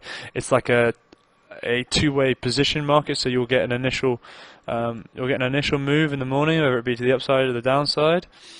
Of you know, you've had a cumulative positioning, and you know, in areas here and here, you've had, you know, new lows taken out or whatever. You've had people accumulate position, an overall net position, and then there's a sort of, it's like intraday. You're looking for intraday sort of reversals in how it is and how in the positioning. So like, at what point of these lows in here does then the price action die out? You know what I mean? And sort of when does that sort of lower high put in and that sideways get put in, and then sort of move away? And you know, you test back into these areas. Just sort of as a basic understanding, then you're looking for potential further upside, and that's what the Bund's doing at the moment, guys. It's very much, it's not following through and sort of thing like that. So when you just see, it's just like I said, I've been saying all week, it's just seeing these red flags, right? So now the fact that we've got above these 26s, 24s, and we're auctioning above, just still look how quiet it is in terms of. We've just seen the stops come out. We've just seen the aggressive selling dry up. Everyone who's short now or still short, anywhere down here is going to start to feel a bit squeezed. And we're just going to, apologies while I am on Skype. But like I said, you're looking for, as we sort of have that two-way trade above this area. You know what I mean? And you've seen the absorption down here. You've seen all this volume. Distributed in this area here, and was just completely rejected it and held the bid back above it, sort of thing. Like you see here, these 27s, any sort of accumulation around here, around 28s, 29s, and then you want to see where that passive seller, that passive buyer then turns into an aggressive buyer. I was talking to Craig about this today, Craig and Brendan. Just sort of explains to them, you know, in any move, whether it be a real aggressive trend move, or sort of like this kind of reversal move. You're looking for where the buyer in this case, so you have a buyer who's stepped in at a certain price passively. He stepped in and said, right, I like buying 24s. He says, I like buying 24s, I like buying 27s to 28s. But at what point does he then say, right, I want to buy more at higher prices. I need to get filled at higher prices. So that's where you get you need to have someone willing to facilitate the sort of trade, in terms of he's willing to, put in that low, put in that high, and then he's going to move away, and then he's going to at what point does the move become aggressive? And this is how I sort of, well, I always talk about the pivots and the ladder sort of thing. When you have these, you're looking for the progressive in price action. You're looking for, right, so we've had that absorption at X price here, and then you want to say, and then you see sort of two-way trade. So you're seeing trade back into his price, and then as he, when you see lifting, you want to see trade back down again, and then that price getting higher, and that's where the kind of move comes in, guys. You have that sort of, it's a very sort of methodical way of looking at it, and it's very I don't know, I don't want to say strict, but it's just, for the way I look at it in terms of two-way auctioning, you have to just constantly be sort of in it, guys, and like you're just seeing, so you're seeing the smaller clips, and just notice the reload. Any clips, any times you go offered, we're seeing buy. There's initiative buying down here. The passive seller is still here. This guy is coming and moved prices higher, and we're seeing initiative at the higher prices. Anyone who was, the fact that we've moved away from these prices shows initiative. This is that two-way. This is that kind of that 1 minute accumulation on the price chart, guys. So it's at what point do we break this kind of sideways pattern and have initiative to the upside? And as you'll see shortly, it's quite a quick move in terms of predominantly shorts being squeezed, I imagine. As you'll see, like that, as like I was talking, so you have this net positioning in the market, and then once it kind of reverses, what is the pinch point where you can kind of really add through and be aggressive with? So like you said, we're still seeing this two-way trade above 26 above 24, and you're just kind of waiting. So right, in this area that we've started accumulating between 29s, 27s, 26s, at what point can I execute and get and be efficient in terms of my risk reward, in terms of my stop and how I'm going to execute. So just, you're still seeing initiative buying here. You're still seeing clips into the offer, and notice anything that gets clipped down is instantly reloaded, sort of thing. So in the way that I'm looking at this now is sort of I want to see prices now trade. I want to see prices trade above 29s. So I want to see people lifting 30s. So in an ideal world, we see 30s go bid. We see 30s go bid, and then we see clips down into 29 to test. You're testing that passive buyer. So you want to see the passive buyer step in at 29s. You want to see someone say, "Yep, 29s is now fair value." So like we see here. Just notice here how. So you see 29s have gone bid. We're seeing clips up into 30s, 200 lots trades into 30s. Now you want to see clips down into 29s and then lift. So you're seeing small size, and notice the initiative buying still, guys. Another 100 lots trade into 30s. I should have really paid up here in terms of, you see another 300 lots now trade into 30s. I really should have paid up there, just in terms of, like I was just saying to you guys, you've had this two-way accumulation in here. It's just, at what point does this move now become more aggressive? So you've seen 30 step in and reload and buy aggressively, and now you want to see trading into 30s and lifting the ones sort of thing. So like you're seeing that progressive pivot up the ladder, right? So you've just seen that there. You've seen 100 lots trade into 30s. Notice the reload, 200 lots trade into 30s. We're still accumulating at these higher prices. See, this is what I mean, guys. The passive buyer is stepping up at higher prices here. Clips into 31s, you want to be sort of aggressive. I mean, this is another place you could get in terms of, so you've seen 29s absorb, you have your stop below 28s, around 27s, you maybe start scaling out, and you'll start to see, as I have my Skype up again, sorry guys, as you'll start to see, you'll see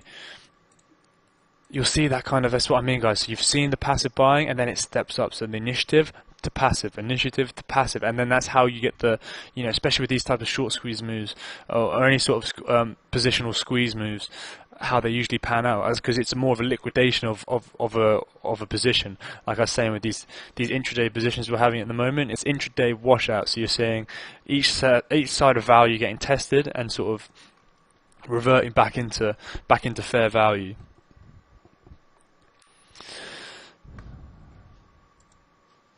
So let's just continue, and as you'll see, so now just notice how heavy, so any clips down into the bid is just reloaded. This is what I mean, guys. You want to see this in terms of as long as that passive buyer is now sitting at higher prices saying, yeah, 31s is fair price, yes, 30s is fair price, 29s is fair price, and then you just get the lift sort of thing, you know, then any sort of initiative moves up is all you want to see in terms of this type of play. You know, you're seeing size clipping into 34s, you're seeing, you know, genuine paper 300 lots trading into 35s now, lifting higher prices, wanting to, you know, be aggressive at market. This is how I view it in terms of, you know, you've seen potential failure through the stops in this region here, in between 26 and 24s. You've seen this sideways accumulation, sort of the passive buyer stepping in from around 24s, then sort of accumulating between 27 to 29, sorry, and then when he starts to lift between, you know, 30s, clipping up to 31s, and then holding that bid sort of thing, you know, sorry as I draw terrible lines, as you hold that bid up the higher plate of the ladder, you know, constantly stepping up in terms of, there's no obviously there was occasionally, you know, washbacks and reloading, but it's always firm. There's always someone then, you know, stepping up and reloading the bid, reloading and paying higher prices. That's the kind of the concept of this trade for me, guys. But yeah, as you see it's a very, you have such a tight stop on it. This trade goes on to squeeze up to, like, I think 41s, 42s, so it depends on how you want to play it in terms of whether you scale out and let something run or sort of thing. It's down to you guys, but in terms of the risk reward, you can have such tight risk, and you can also get quite a lot of size away on this. You know what I mean? If you want to be really aggressive, you know how it's gonna, you know how you wanted to see it trade in this sense. You've got an idea of, you know, the beauty of this trade is you'll kind of stop trails with the price action. As you see, you kind of go up the ladder, and you're seeing the bigger clips now trading to 35s, and you're seeing clips down to 34s, as you see here, like you just did there, 207 lot trading to 34s, and notice the reload. He reloads 600 lots and the clip up. Only 142 lots took 35s bids, so it's that's the thing. You're getting that positional washout now. Any shorts, they're weak shorts in the market now, paying up. But yeah, guys, I mean, that's all I really had for you today in terms of the price action in the ladder, and just what I sort of, you know, it's something I didn't even trade today, but I just really liked the price action, and it was something that I could have executed better, but just yeah, I just found it really interesting today in terms of identifying, you know, having that kind of, because we haven't had that sort of stop blowout and then reverse in that sense, and it was just so clean in terms of price action. So I just really like that setup for you guys, even though I didn't trade it. But yeah, guys, so just some final thoughts. I feel this is quite a common thing. Something I read this morning is you know, that intuition is nothing more than recognition. I thought that was a really great thing this morning. I read it. It's so true in terms of, you know, whenever you feel like you're just flowing or you're understanding everything in front of you, and it just seems so seamless, and you know, and you think, oh, it's because I've naturally got it, or it's because the bund's good at the moment, or something, you know, something like that. You're trying to justify it. Well, in reality, it's not. It's just you've just seen it.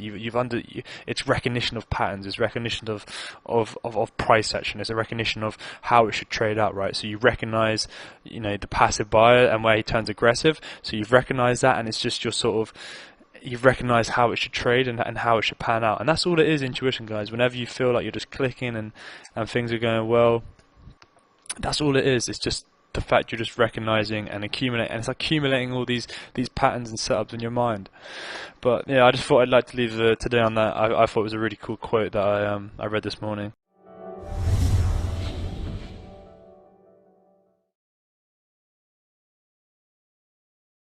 Good afternoon, guys, and welcome to this price ladder debrief. It is Tuesday, 28th of February.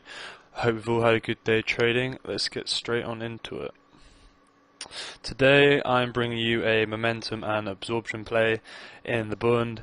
Uh, it's a combination of the two, and it's just the main principle I want to get for you guys to get out of it is this sort of idea of when you get this tight distribution, and once you start to move away from it, how you can start to see sort of when that passive sort of absorption in the distribution turns into initiative, and when you can get really nice clean moves away from value as the market sort of seeks new value and moves away from its previous accepted value.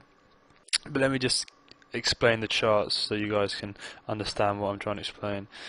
So basically on the left here we have a 3-minute Bund chart, and the bit of price action that we're going to be focusing on is through here predominantly, this area here, this initiative up move. And what I was just explaining was how you have this really tight distribution in here.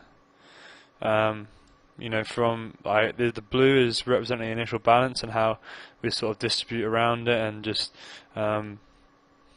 accept value down here, and then how the price action changes from in here. You have this accumulation or this absorption, and then how it looks in this area here.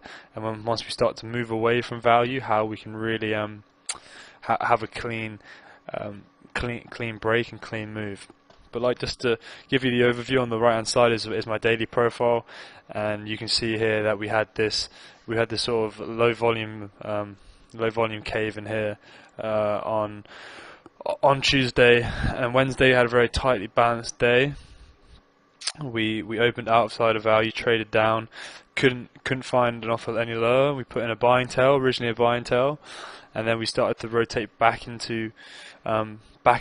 up towards the highs, and then we had this sort of initiative move up. And I just want you guys to see how, in regards to this profile here on Tuesday, how just technically this is set up very nice for a sort of short squeeze and a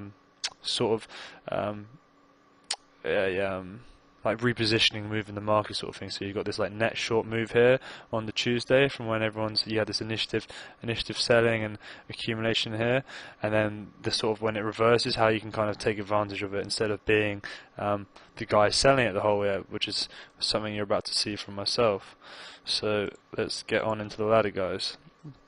Like I said, it's a absorption momentum play. I'm calling it sort of a breakaway from value type play. Like I say, you have that two-way trade, and then once you start to move away, how that looks like in the ladder, and then the whole, just understand the concept of accepted value and then a market trying to find new value sort of thing.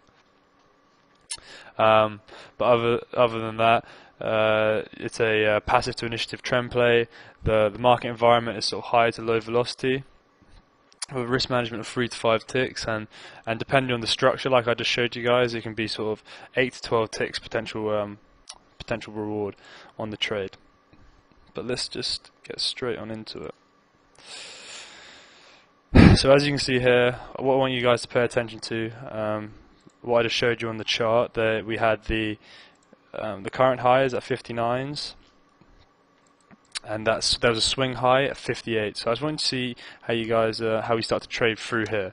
Bear in mind that we have that at this point in time, we have that initiative buying tail in the market. We've started to rotate back up towards the high end of value. And I want you guys to pay attention as to how price action starts to change in here. So as you see, you're seeing these big clips down. Seeing these big clips down, and then you're seeing instant clips up sort of thing. So you're seeing passive accumulation here at 55 sort of thing. You're seeing there's someone willing to take size at 55s and lift at higher prices. That it's the first sign of initiative move, of a passive move turning into an initiative move. So as you're seeing, you're sort of seeing this distribution between 7s and 5s, and how you can then position yourself accordingly to this. As you see, I have offers in at 64 and 66. This area here is basically, this is the single print fill of Tuesday's move down. So between 64s and 66s is a sort of a key inflection point for any short sellers in the market sort of thing, and also for where longs want to squeeze through. So just keep an eye as to how we trade through here. But like I said, we've still been accumulating through here, and just notice how we trade through the 58s and lift the 9 sort of thing, how aggressively start to trade through. Side's been clipped up, so the initiative move is really starting to sort of pick up speed now, and then we're seeing the reload. Notice reload into 58s, clips down into 58s, you see it reloaded, and then once you see clips into 9 sort of thing, lift the 6s, lift the 1s. See there, we got the reload and lift, size into 9s. The passive move that started down between 7s and 5s has now become sort of more aggressive in terms of we're now, at the top end of value. We're seeing initiative, we're seeing willingness to take prices higher, sort of thing. It's that the market dynamics changed in this sense, and that's what I mean. Something that I've been sort of writing down to myself recently is, yes, you have market structure sort of thing in terms of the profile is offering you so much at the moment, guys, in terms of trade positioning and how you should be positioning throughout the day. And then, so what you need to understand is so right. You're seeing initiative at a certain price, and then you're seeing yourself rotate higher. At what point does this initiative buying in here change? You know what I mean? You're seeing passive absorption here. And then at the highs of the day, at the extremes of value, you're seeing this initiative to lift higher prices, to drive prices higher. I just want you guys to kind of, this is more of a kind of a principle video in terms of as much as the price action is clean, it's you could get so much sideways on this trade, and just have an understanding of the kind of the overall positioning of the market. I mean, don't get me wrong, like I'm using this video primarily because of how I've positioned myself, and and it's frustrating because I literally sat next to Brendan, and I'm saying to him, how once we had this, we had this initial tight distribution. I was saying to him, we had this, days like today. So when you have a balanced kind of day and you have distribution, excuse my awful squiggle, and then you start to move away from the top end of it, and and you build some structure and then move away, that these moves are sort of very strong in terms of that they're strong, decisive moves. And this is something that I said to him.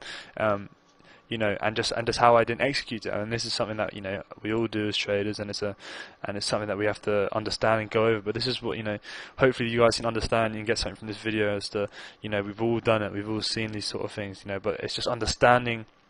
So and that's the thing, when you understand the net positioning of this market at the moment, and just over the last 2 days and after the whole week of how we've been trading, understanding how it's rotating, how we're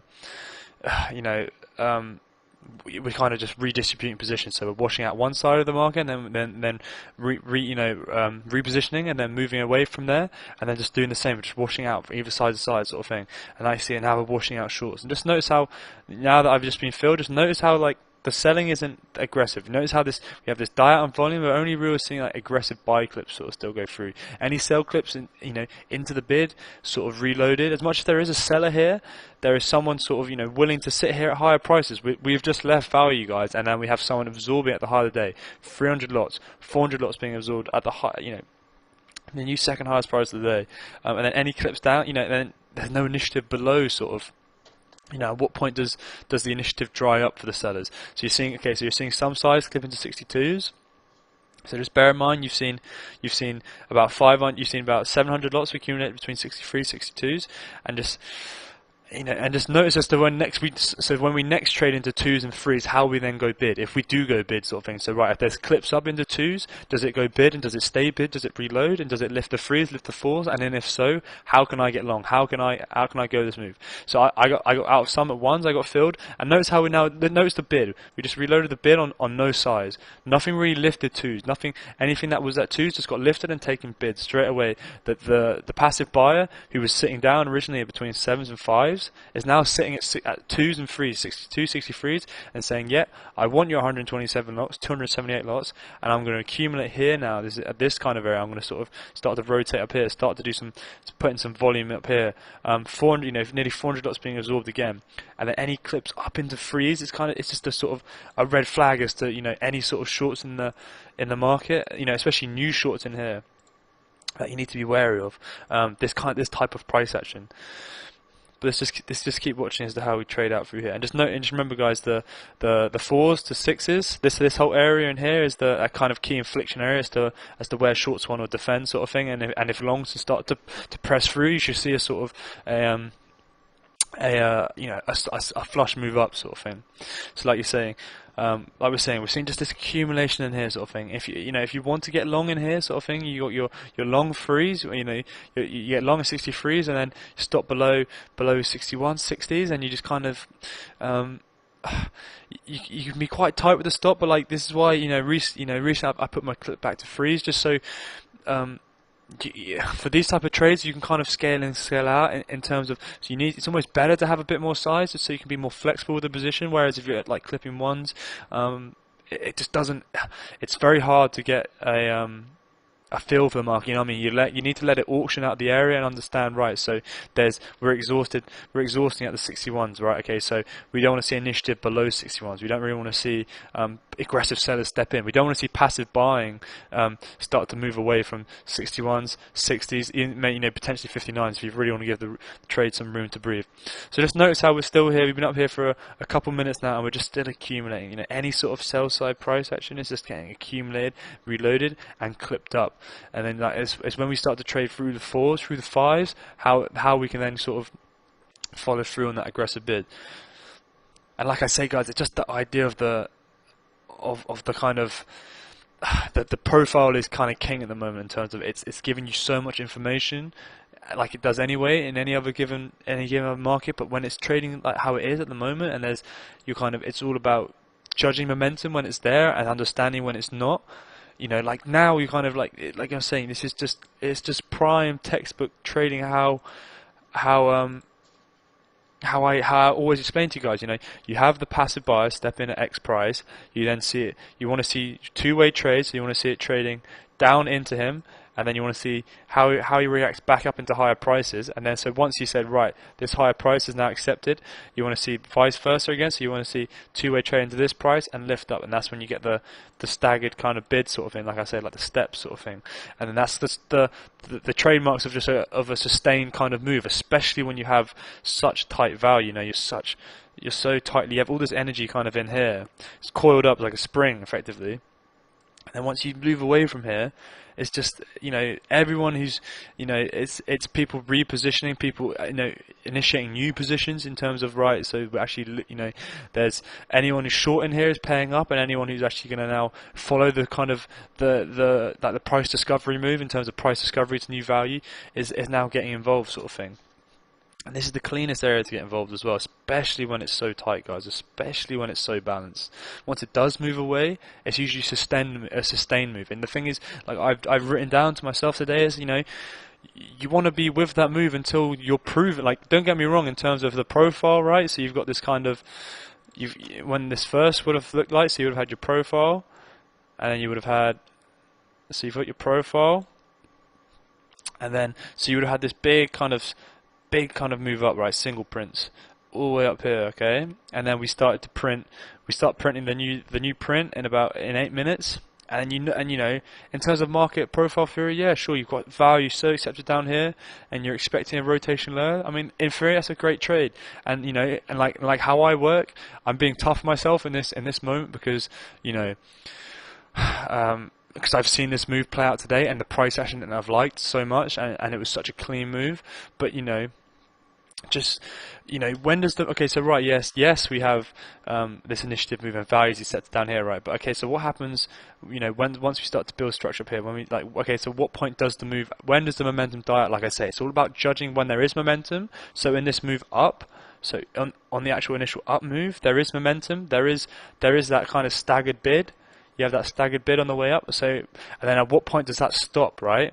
Don't be the guy selling it to the clear, the clear buyer in control of the market. Don't be the guy stepping there in front of the train. Let the train stop, without really oversimplifying this. Let the train stop and just understand. Okay, so now how I can position myself, I can have a tight wrist, there's nothing wrong with buying the high of the market in terms of these move, guys, in terms of you want to be with the initiative. I mean, just watching over here, I mean, you're seeing just any sort of clips down are just being bought up, and I was being soaked up and bid up again. Any sort of selling is just being used it's just finding liquidity and just squeezing people out here. There's no real initiative positions, being put back into the market on the short side, whereas everyone here is just paying up sort of thing. It's all about understanding the overall structure of the market and how we're trading, how how can we execute in accordance with the profile sort of thing. And like, just as you see here, I mean, I won't keep it too much longer because I think you guys kind of get the principle of what I'm trying to say, but just notice this, it's all about, and once you start to leave prices, right? So now you say you start to trade through the 7s, through the 6s, and you have this low volume area here. So just now notice how we start to trade. So we've had this volume pocket here, we've had this volume accumulation between 5s, 4s, and 6s sort of thing, and now we're sort of reloading above that, so we're accepting prices above here. We're moving away from this low volume here, we're accepting prices even higher. 700 lots just got reloaded at the second highest price of the day again, guys. Any clips up into here is sort of so aggressive in terms of the move that you want to sort of go with in terms of, it's don't get me wrong, like it's coming to the extreme of the move here, but like it's all about just gauging, like let the market tell you when the extreme's been put in sort of thing. Don't have to be the hero trying to sell the high in every move like this sort of thing. And as you'll see here, how I'm trying to work out of my position and kind of I'm like, and as you can see very clearly in this moment of time, I'm not taking into accordance, the daily structure, how we're actually positioned, how this market is currently positioned. Like I said, just any sort of reloading clips up, you don't want to be fading at this time, guys. This is all just people paying up and just getting squeezed out of positions, and especially when it's such a tight, balanced week as well. I mean, this week as a whole is so tightly balanced and just been distributing between two areas really. That's all we've been doing, just washing out one side and accumulating at one end and then washing out the other side. That's all we've been doing. And don't get me wrong, you can trade this market so well, and you can make you make really good money in it. But it's just about understanding the positioning.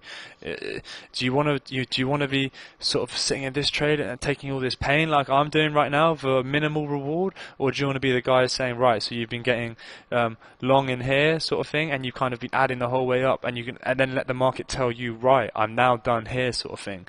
Yes, there's a level between 66 and 64s, but how do we trade there, guys? Like, yes, there was an initial scalp sort of thing, like 2-3 ticks maybe to nick a thing, but like once we start to rotate there, sort of build structure there, how can we then move away? Where does that passive buyer turn aggressive sort of thing? Where does the move from value fail, or where does it continue sort of thing? And that's kind of just something that I was really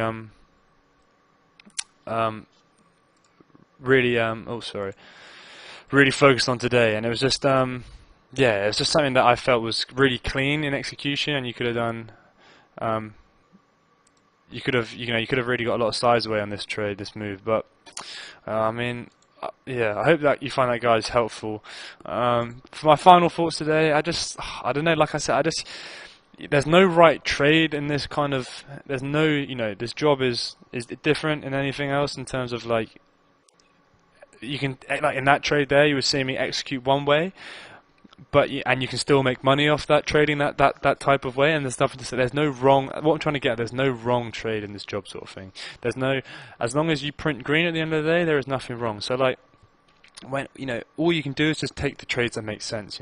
All you can do is sort of understand the general, you can just lean on, and you have to identify what to lean on at the moment. So for me at the moment, I'm feeling that the profile is something that you heavily have to lean on in terms of, don't, like, you need to see a change in something, right? It's like another thing I've written down myself, like, at what point does the price action or the structure change to allow you to say, not go against what you've been told so far, but at what point does, right, so something has clearly changed here, how can I take advantage of it, and then and where can I execute sort of thing. So like, whereas there you saw no real, like, you had in this case you had so nothing had changed during the morning when we had this real tight balance, nothing had changed, we just had this accepted value, but then it was all about identifying, right, so at this point in here, when we start to break up and we have that accumulation, like I was saying, at what point in here does this price action change, sort of thing?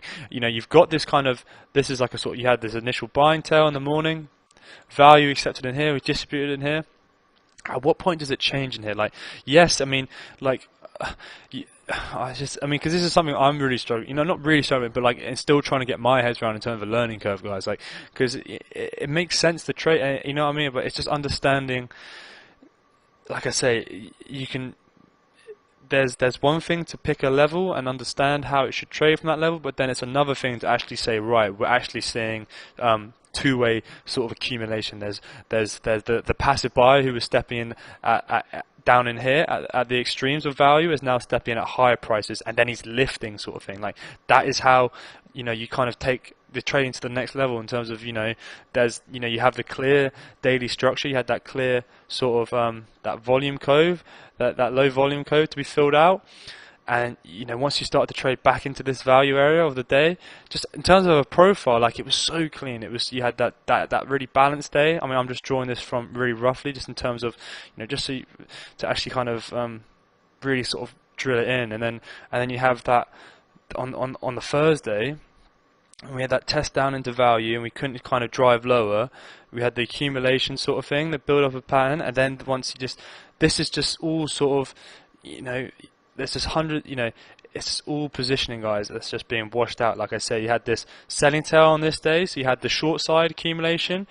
We had the kind of the failure to drive lower. We had it's just all this is doing is just in super slow motion. So, you know, and you had this accumulation day here, and it's like a, you know, you have not like a bias, but there's no sort of there's no new information in this kind of candle. It's kind of a very 50-50 candle in terms of you need to wait for new information, new structure to execute from.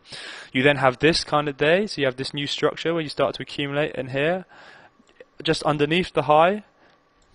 Start to accumulate in here, and then once we start to rotate up here, then you can you can lean on this initiative, right? So there's initiative buyer in here. There was someone that, you know, so there's a higher time frame buyer in this market who's willing to soak up at higher prices. So, like, all you're trying to do is just, so you see the clear structure, you know how you should be executing in terms of what you've been told, and then just do it until you're proven wrong, right? Don't be the guy selling it up here, selling it up here, selling it up here. You know what I mean? Just in terms of, because it, you know, this is daily structure, but then you're looking at the bigger picture, guys. You know what I mean? Like, on the day, yeah, sure, it looks like it should revert back. Yeah, sure, the, you know, value's accepted so far down here, but let the market tell you when the market that value up here is no longer accepted. I mean, and that's just something from my, you know, something that I've been kind of I use this video today for, you know, just to show you how you can have such a good idea and understanding, but then if your execution isn't right, how it can be, you know, how it can kind of really really frustrate you, not necessarily frustrate you, but just, you know, it's something to learn from, you know what I mean? Like, you do this all the time, it's part of the job. But yeah, guys, I mean, I hope that was useful to you, and I hope you found, you know, you got something out of it.